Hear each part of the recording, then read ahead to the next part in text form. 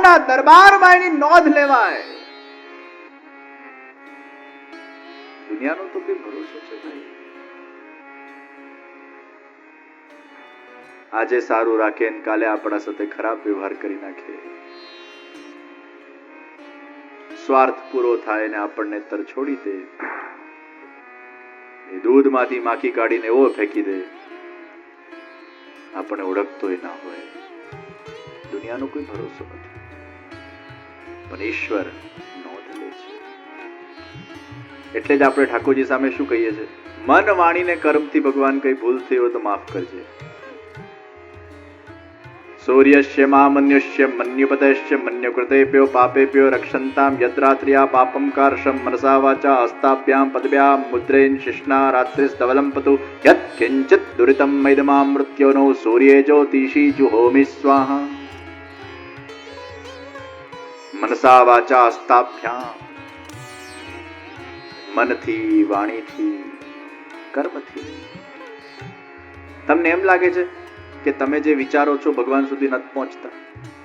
અરે આપણા મનનું ડાયરેક્ટ ભગવાન સાથે ડાયરેક્ટ છે. તમે જે વિચારો છો એ ઠાકોરજી સુધી પહોંચે છે. એટલે જ મનથી ઘણીવાર દોષ થતા હોય, વાણીથી દોષ થતા હોય, ઘણીવાર કર્મથી દોષ થતા હોય.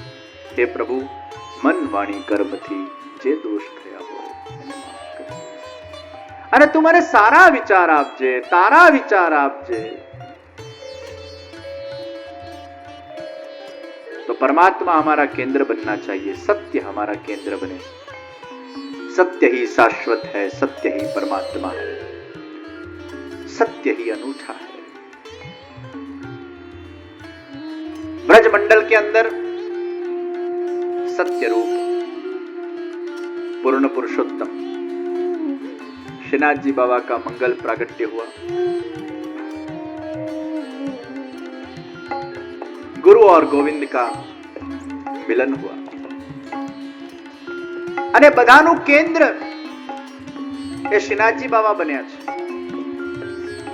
સર્વ વ્રજવાસીઓ ઠાકોરજીના દર્શન કરવા રોજ જાય.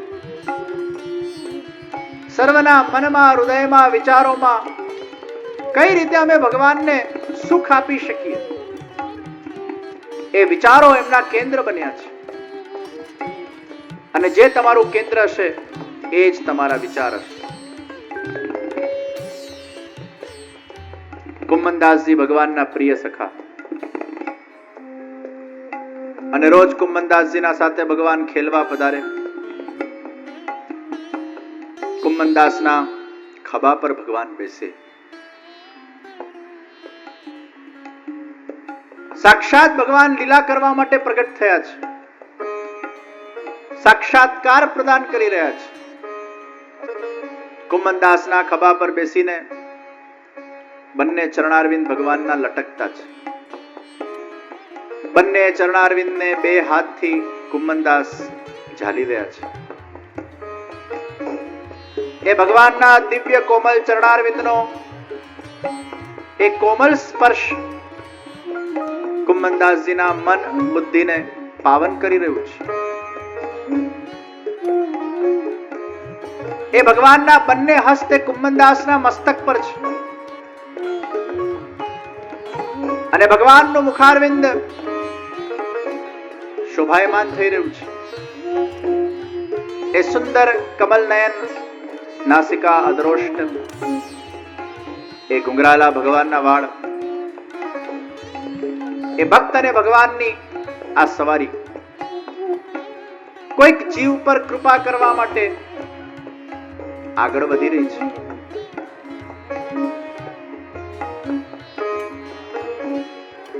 ગાંઠિયોલી ગાંવ પહોંચ્યા અને એક ગ્વાલીની માથા પર પોટલી લઈને આવતી હોય છે. ભગવાને હાક મારી, અરે ओ ग्वालिनी, इतने धूपन के अंदर नंगे पैर तू कहाँ निकसी? अरे तेरे घर में और कोई नाय है का तो को इतना श्रम करना पड़े? एक ग्वालिनी भगवानना दर्शन કરીને આશ્ચર્યચકિત થઈ ગઈ. અરે પ્રભુ, आप तो मंदिर में विराजते हो, पर्वत के देव हो, आप नीचे भी सड़कों पे आ सकते हो। अरे ग्वालिनी, तुम जैसे जीवों पर कृपा करने के लिए ही तो मेरा प्रादुर्भाव हुआ। अरे ग्वालिनी, तनिक ये पेड़ की छैया के नीचे बैठकर जल तो पी के जा, वहां में तो कौन सी अवेर होगी। ग्वालिनी बહુ પ્રસન્ન થઈ। ચાલતા ફરતા ને પણ ભગવાન પાણીનો ભાવ પૂછે છે। કુંમનદાસજી મટકી લઈને તૈયાર। લાલાએ કીધું આ પોટલી મને હાથમાં આપ, તું જલ પી। આ પોટલી આમ તેમ મૂકશે ને કોઈ વાંદરું લઈ જશે, હું તારા પોટલીની સુરક્ષા કરું। અહીંયા જળ પીવાનો કાર્યક્રમ ચાલે છે, અહીંયા પોટલી ખોલવાનો કાર્યક્રમ ચાલે છે।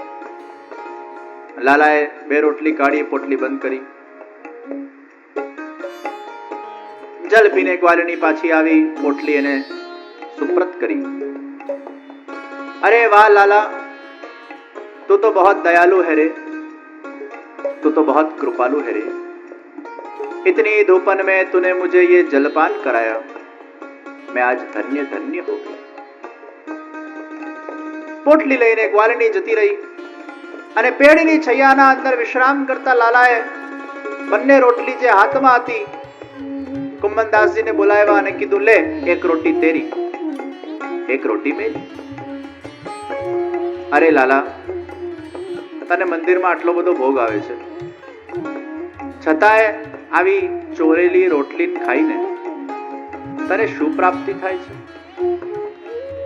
અરે કુમના, તું રોટી ખા તો સહી।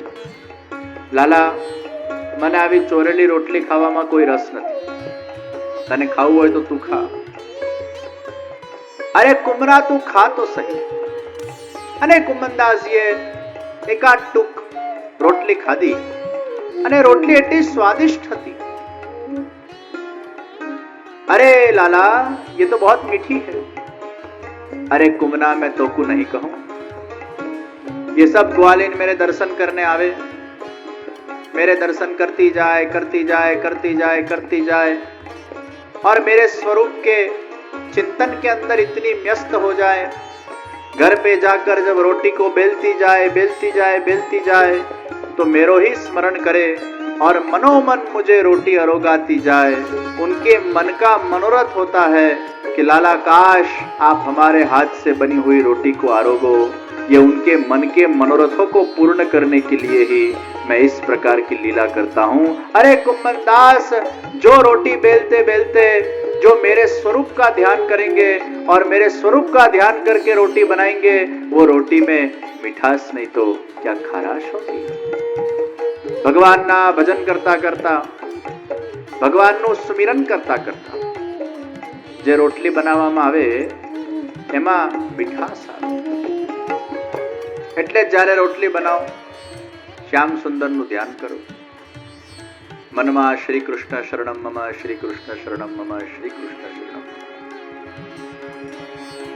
અને એ વાઇબ્રેશન રસોઈમાં તમારા મનમાં જે છે એ તમારા બુદ્ધિમાં છે, તમારા બુદ્ધિમાં જે છે તમારા વિચારમાં છે, તમારા વિચારમાં છે એ તમારી ઓરામાં છે, જે તમારા ઓરામાં છે એ તમારા દેહમાં છે, જે તમારા દેહમાં છે એ તમારા હાથમાં છે, જે તમારા હાથમાં છે એ જ્યાં હાથ અડકે ત્યાં જ આખું આ હસ્ત બહુ મોટી માયા છે।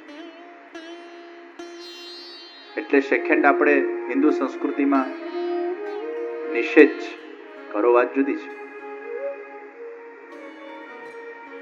બે હાથ જોડવા એટલે આપણી સમસ્ત શરીરની જે ઉર્જા છે, શરીરની જે એનર્જી છે, આખા શરીરને રેપ્રેઝન્ટ આપણા બે આ હાથ કરે છે અને માથું કરે છે।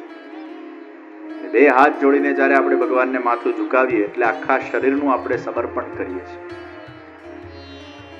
અને તમારા અંદરની જે એનર્જી છે, યા તો હાથમાં, या पगना अंगूठाમાં, या आंखમાં, એમાં સૌથી વધારે તમારા હાથમાં। આપણે ચરણસ્પર્શ કરીએ છીએ એટલે પગના અંગૂઠામાંથી એનર્જી લઈએ છીએ। વડીલોના ચરણસ્પર્શ કરીએ, ગુરુજનોના ચરણસ્પર્શ કરીએ, ઠાકોરજીના ચરણસ્પર્શ કરીએ। વડીલોની ચરણ સેવા કરવાનું પણ પુણ્ય છે. એ વડીલોની ચરણ સેવા કરો એટલે એમને જેટલી તીર્થયાત્રાઓ કરી હોય એનું જે પુણ્ય સત્વ એકત્રિત થયું હોય એ તમને પ્રાપ્ત થાય છે. એટલે તમારા પાસે બહુ ધ્યાન, અનુષ્ઠાન, મંત્ર, તીર્થયાત્રાઓ કરવાનો બહુ ટાઈમ ના હોય તો જે કરતા હોય એના પાસે 5 મિનિટ બેસી જવાનું, એટલે થોડું ઘણું તમને મળી જાય એમાંથી. કંપનીમાં કંપનીવાળા મહેનત કરે પણ તમે એકાદ નાનો શેર લઈ રાખેલો હોય તો ડિવિડન્ડ મળ્યા કરે. એમ જે લોકો તપ કરતા હોય, અનુષ્ઠાન કરતા હોય, યજ્ઞ કરતા હોય, ભગવાનની સેવા કરતા હોય એના સાથે ક્યાંક આપણે જોડાઈ જઈએ તો નાના મોટા ડિવિડન્ડ્સ આપણને પણ મળ્યા કરે, નાના મોટા પુણ્ય આપણને પણ મળ્યા કરે, આશીર્વાદો આપણને મળ્યા કરે. એટલે પછી આપણે કદાચ ન કરીએ તો ચાલે પણ એમાંથી આપણને મળી જતું હોય છે. તો તમારા દેહની જે એનર્જી છે એ તમારા હાથમાં, પગમાં અને આંખમાં